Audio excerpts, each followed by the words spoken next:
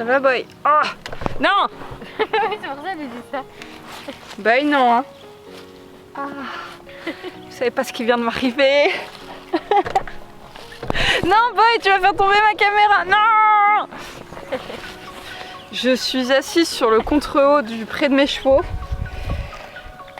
Et je n'avais pas vu qu'il y avait des orties. Et du coup, j'ai le cul qui gratte. Oh, voilà, on est content. On va commencer la vidéo maintenant.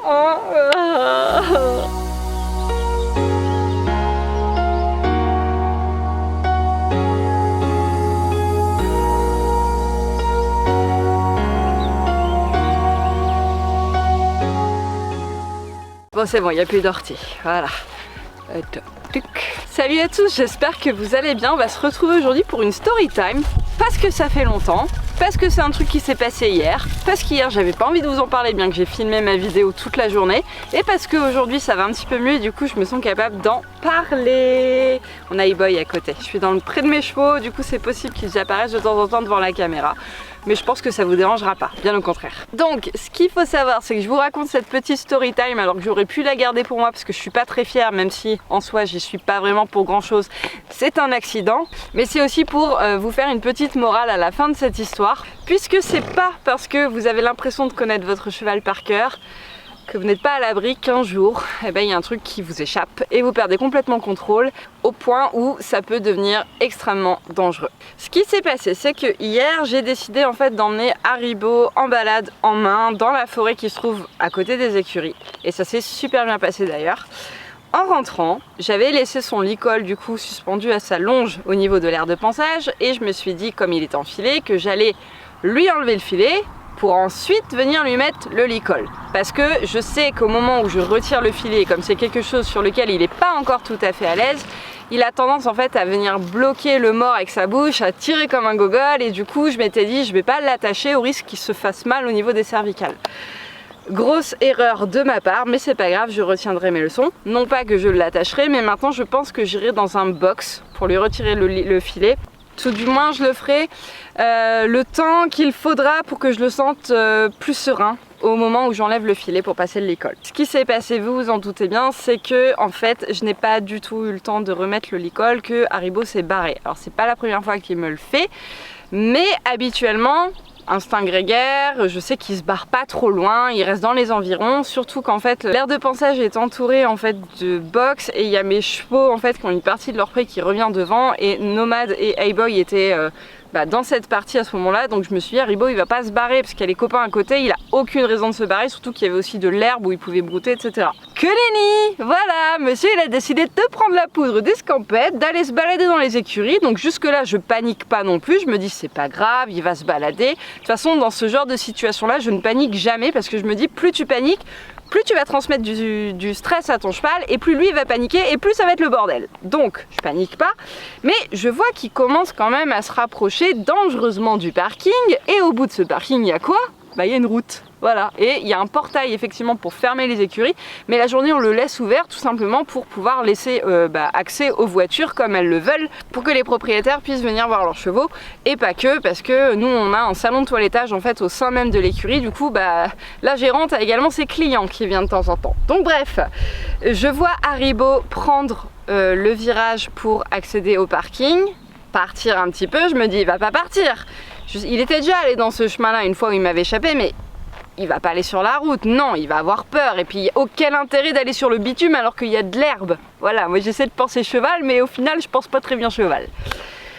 Et là, je vois qu'il commence à prendre le trot et à se rapprocher de la route.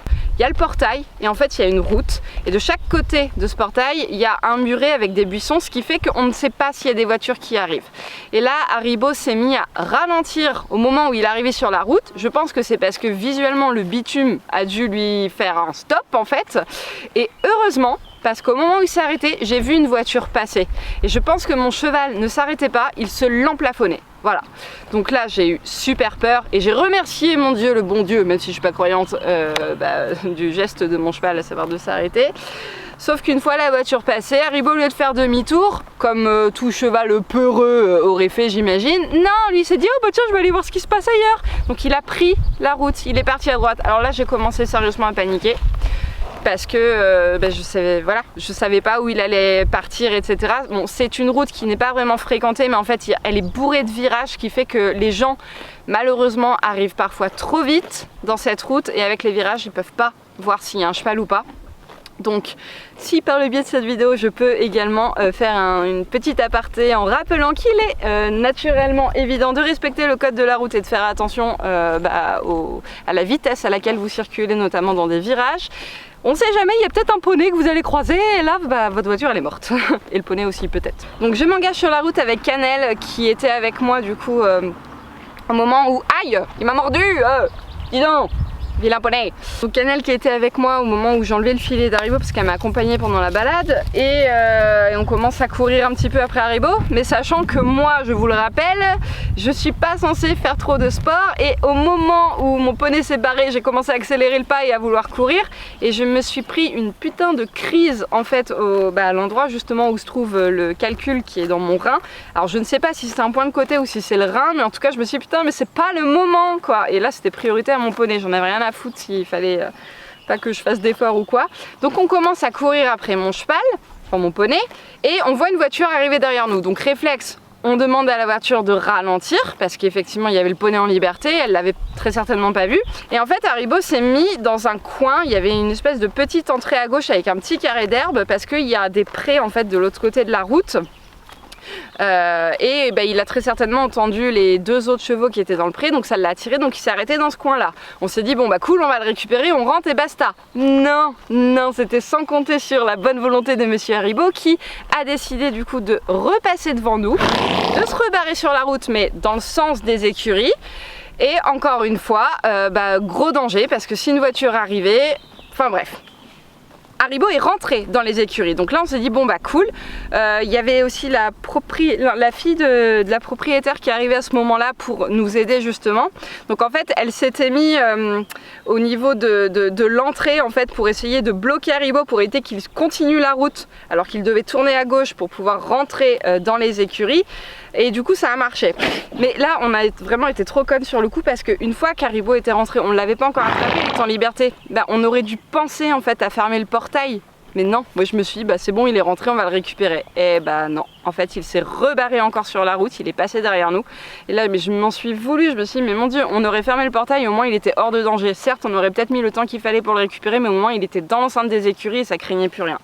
Donc rebelote, il est reparti et sans déconner on a dû croiser 4 ou 5 voitures, je crois, un truc comme ça. Mais c'était, mais mon dieu, panique à bord. Il y en a un d'ailleurs, il a pas voulu ralentir, ça m'a énervé, mais c'était au moment où on l'a rattrapé, je crois. C'était à la fin. Mais enfin bref, ça m'énerve ce genre de comportement, voilà. Donc ce qui s'est passé, c'est que là Haribo ne s'est pas arrêté au petit coin d'herbe qui était à gauche où il y avait le pré, il a continué tout droit et en fait il est arrivé sur un énorme virage à gauche. Donc clairement là s'il tournait, je n'avais aucune visibilité sur le poney, et si une voiture arrivait, elle pour le coup virage à droite, elle s'emplafonnait le poney. Vraiment j'ai vu des images défiler, je dirais pas que c'est la peur de ma vie, mais en tout cas c'est l'une des peurs de ma vie, c'est sûr. J'avais tellement peur que mon cheval finisse dans une voiture, bref, je préfère arrêter d'y penser. C'est d'ailleurs pour ça que je vous fais la vidéo aujourd'hui et pas hier, parce que j'étais vraiment sous le choc hier, encore en rentrant à la maison, ah mon dieu. Et en fait il s'est engagé dans un petit chemin, dans une forêt qui menait chez un particulier, voilà, dans sa maison. Donc avec Cannelle, on prend ce chemin en espérant le trouver. On tombe sur le monsieur qui sort, qui est très étonné de nous voir d'ailleurs chez lui parce qu'il n'avait pas vu le poney passer, et on lui dit vous avez pas vu un poney? Non, pas vu de poney. En fait il est rentré chez vous et derrière lui en fait dans son jardin, Haribo était là, il fait il est là, voilà. D'ailleurs il a saccagé son jardin, le pauvre, dans les salades, le persil, enfin bref, il va falloir que j'aille lui en racheter je crois. Donc là, à partir de ce moment-là, donc nous on était ici, il y a la fille des écuries qui nous avait rejoint encore avec une longe pour essayer de nous aider, et on a également Axel et Maëva, deux copines qui sont arrivées aux écuries à ce moment-là, qui nous ont entendu, vu qu'on paniquait, et du coup qui nous ont rejoints, et du coup on était à 5, 6 avec le monsieur pour essayer de choper Haribo, qui bien entendu avait décidé de péter en l'air. C'était parti de rodéo, il était tout excité, tout perdu. Il y avait un mélange je pense dans sa tête de jeu, de panique, etc. Au final, comme en fait il y a un pré à côté du jardin de ce monsieur, il y a un espèce de petit paddock en fait. Il y a plein de fils électriques et du coup on a pu réussir à le bloquer, à l'isoler dans un paddock et fermer les 2 portes qu'on pouvait ouvrir.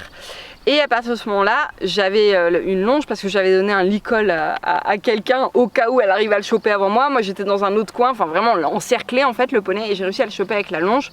Et on a pu lui mettre le licol et une fois que je l'avais, il bougeait plus. Parce qu'en principe quand je l'ai en main, il est assez respectueux, sans liberté où ça peut être un petit peu plus compliqué. Et donc à partir de ce moment-là, on est rentré aux écuries, en fait j'avais plusieurs sensations, j'étais énervée, j'étais affolée, apeurée, que d'émotions. Mon poney était vivant, mais je suis passée vraiment par toutes sortes d'imaginations morbides, c'était vraiment horrible. Voilà, donc on est rentré aux écuries, le poney va bien, je vais mieux aujourd'hui et du coup je me suis fait la réflexion que maintenant je me ferai plus avoir. Tant que mon poney n'est pas respectueux, prêt, désensibilisé du filet, etc., je lui enlève dans un box. Au moins, je sais que s'il m'échappe, il pourra pas se barrer. Voilà. Donc, tout ça pour dire que ce n'est pas parce que vous connaissez parfaitement votre cheval que vous pouvez lui accorder 100% de confiance. Voilà, moi, Ribot, il s'est barré plus d'une fois, mais il est toujours resté près de moi. Et ben, vous voyez, ce coup-là, il avait décidé que non. Donc, méfiez-vous. Toujours, soyez prudents. Voilà, moi en tout cas c'est la leçon que je retiendrai et c'est pour ça que j'avais envie de vous en parler. J'espère que cette story time vous aura plu, vous aura peut-être affolé aussi au fur et à mesure que je l'aurai raconté, mais vous servira peut-être aussi de leçon. Voilà, en attendant la prochaine vidéo, je vous fais bien évidemment de gros bisous, prenez soin de vous, prenez soin de vos chevaux. Salut!